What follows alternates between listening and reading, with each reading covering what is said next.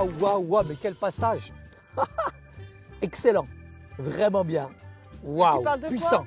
Pardon? Tu parles de quoi? D'un texte biblique, Fatima, là. Lequel? Waouh, Lequel? trop bien. Mais dis-moi, ça m'intéresse. Écoute bien. Là où 2 ou 3 sont assemblés en son nom, il est là, il est au milieu de nous, il est avec 18, nous. 20, tu parles de Matthieu 18, 20. Mais oui, il est trop super ce texte. Mais tu viens de faire une découverte. Bah alors vas-y, explique-moi. Mais attends, ça fait longtemps qu'il existe ce texte, ça fait longtemps que je le connais moi.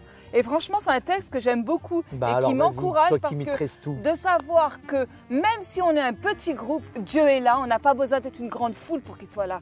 Même si on est que 2 ou 3, il est là. Et même si on est tout seul, tu te rends compte? Tu sais, Fatima, aujourd'hui, il y a plusieurs rassemblements. Le fait, par exemple, d'être dans un café avec quelques chrétiens, ça ne fait pas de nous une église. Le fait aussi que certaines personnes viennent à la maison et qu'on fasse des études bibliques la semaine, ça ne fait pas de nous une église. Parce que sinon, tout deviendrait une église. Même le fait maintenant au travail de pouvoir prendre un café avec nos amis, etc., de discuter sur les choses de la Bible, ça va faire de nous automatiquement une église? Absolument pas, Fatima. Qu'est-ce que c'est qu'un rassemblement d'église? C'est vrai, la Bible nous dit, là où 2 ou 3 sont assemblés en mon nom, il est au milieu de nous. Mais il y a des choses qui sont beaucoup plus spécifiques, je dirais, qui sont spéciales pour une église. Il y a des caractéristiques, il y a une liturgie, il y a des choses qui sont très importantes. Mais nous rassembler ne fait pas de nous un culte. Historiquement, une église, c'est un bâtiment, mais c'est aussi un endroit où sont dispensés des sacrements. C'est aussi là où il y a une discipline, c'est un endroit qui est fondé sur la Bible, sur la parole de Dieu. Mais tu sais, comme tu parles de groupe, un groupe, c'est aussi une église, Saïd. Un groupe, c'est une église. Mais oui, s'ils sont là pour étudier la parole de Dieu, s'ils sont rassemblés pas forcément, dans un lieu, je ne suis pas d'accord avec toi. Ça peut être une église. Je ne suis pas d'accord avec toi. Pourquoi? C'est pas parce qu'on va former un groupe qu'on va étudier la Bible qu'on est automatiquement une église. Mais je suis pas d'accord. s'ils sont là pour étudier la Bible. Mais ce n'est pas une église. Eh bien si, c'est un groupe de croyants, c'est une église. Une église, c'est pas ça, Fatima. Une église, elle a des sacrements. Une église, il y a des liturgies. Dans un groupe, on ne fait pas de baptême. Il faut une autorité spéciale. Il faut qu'il y ait un pasteur qui fasse des baptêmes. Dans une église, il y a aussi la Sainte Seine. Dans un groupe, il n'y a pas forcément la Sainte Seine. Mais il y a des endroits où il n'y a pas d'église visible et quand ils se rassemblent entre eux, en communauté, en tant que corps de Christ, ils deviennent une église. Tu sais, dans le livre des Actes, l'église primitive, eh ben, en fait, c'était un groupe de croyants et ils fonctionnaient d'une certaine manière parce qu'ils fonctionnaient à une époque précise, mais eux, ils passaient beaucoup de temps ensemble, ils servaient Dieu ensemble, ils priaient ensemble. Attends, Fatima, ils vivaient en communauté. Je vais te dire ce que n'est pas une église. Regarde, ça c'est quelque chose que j'ai trouvé dans un dictionnaire. Ça vient de la confession belge qui nous dit ceci. En ce qui concerne la fausse église, elle s'octroie plus de pouvoir et d'autorité à elle-même et à ses ordonnances qu'à la parole de Dieu. Elle ne se soumet pas au joug du Christ, elle n'administre pas les sacrements ordonnés par Christ dans sa parole, mais elle rajoute et elle enlève ce qui lui plaît. Elle dépend plus des hommes que de Christ, elle persécute même ceux qui veulent vivre pieusement selon la puissance de la parole de Dieu et elle ne reprend pas les gens selon l'idolâtrie puis les erreurs. Tu vois, ce qui est intéressant là, c'est que dans la confession belge, elle nous dit finalement ce que n'est pas une église. Ça, c'est important et c'est bien de se le rappeler.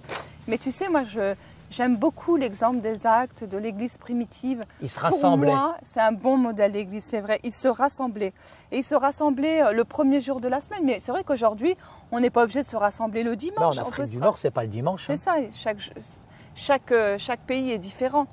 Et on pourrait lire... Je croyais que tu allais dire à chaque jour suffit sa peine. Non, je te disais que chaque culture était différente. D'accord. Mais c'est important de se rassembler au moins une fois par semaine. Par exemple, Fatima, dans Actes, au chapitre 11, le verset 25 à 27, le verset 25 à 57, que j'encourage nos lecteurs à lire. Parce qu'ils lisaient la Bible, Fatima. Ils lisaient la Bible, ils ouvraient la Bible, ils enseignaient la Bible. Ben heureusement, tu sais qu'ils prenaient aussi la Sainte Seine, les croyants de cette époque. Et on pourrait lire 1 Corinthiens 11, les versets 17 à 33, ce qu'on ne va pas faire aujourd'hui, mais ce qu'on encourage nos lecteurs à faire, c'est qu'ils prenaient la Sainte Seine. C'était un moment important. Colossiens 3, 16. Ils chantaient, ils adoraient, ils louaient le Seigneur par des hymnes, par des cantiques, avec de la musique. Ils priaient aussi dans Acte 1, 14. Et tu sais ce qu'ils faisaient aussi, c'est qu'ils permettaient à l'Église d'avancer. Tout ça a été fait pour que l'Église évolue. Acte chapitre 2, versets 44 à 45, Fatima, il disait qu'ils mettaient à part ce que Dieu leur avait donné et ils le donnaient. C'est l'offrande, c'est la dîme, c'est la 10e partie. Ils donnaient aussi leur dîme. On ne demande pas ça, nous, à l'étude biblique. Non, tu vois qu'on n'est pas une église. Saïd, tu sais, dans 1 Corinthiens 12, les versets 24 à 26, il est dit qu'ils utilisaient les dons spirituels, ils s'en servaient. Ce n'était pas seulement un texte qu'ils lisaient, comme on pourrait le faire nous aujourd'hui, Oui. mais ils se servaient des dons spirituels. Tu sais, dans Actes chapitre 6, versets 1 à 6, il prenait soin des pauvres. personnes, des pauvres, comme Patrick, par exemple. Il faut l'aider de temps en temps, etc. Tu sais qu'il y a les pauvres qui n'ont pas d'argent, mais il y a aussi les pauvres en esprit. Ouais. Mais lui, il est les deux. Hein. Et il y a encore une chose qu'il faisait, c'est qu'il partageait l'évangile. Et on pourrait lire 2 Corinthiens 8, 18, Actes 5, 42, ou bien 2 Corinthiens 10, 15 et 16. Et on se rendrait compte que c'était très important pour eux de partager l'évangile.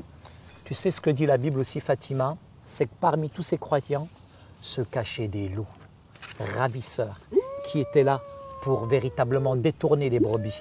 Et nous avons besoin de discernement, parce que ces cris de loup, il faut du discernement, il faut les entendre de loin pour pouvoir protéger les brebis. Et un des objectifs de l'Église, c'est de protéger aussi les brebis, de veiller les uns sur les autres, de faire attention aussi aux uns aux autres. Mais tu sais, Matthieu 16, 18 nous dit que son Église, il bâtira son Église et que les portes de l'enfer ne prévaudront point. Et tu peux nous résumer tout ce qu'on a vu aujourd'hui, Saïd? Bien sûr, Fatima, volontiers.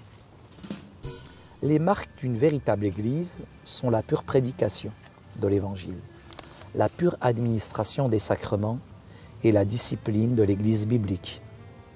La véritable Église est un corps de croyants, gouverné par la parole de Dieu et qui fonctionne selon cette parole. Le Seigneur Jésus est le bon berger, qui connaît ses brebis. Il sait qui est véritablement son Église. Et lui, il ne se laisse pas tromper par des loups qui peuvent se trouver au milieu d'elle. Le Seigneur Jésus a bâti son Église sur les solides fondements de son œuvre et sur la puissance de la croix, et rien ne pourra ébranler l'Église du Christ, parce que c'est elle qui triomphera de tous les loups ravisseurs. Saïd, toi et moi, on est deux. Oui. On est des croyants. Oui. On est une église tous les deux. Mais d'autres personnes peuvent se rajouter à nous. Mais oui. 2, 3, 4, 5. Les loups sont venus. Oh là là là là, au secours! Merci les loups, vous m'en avez débarrassé.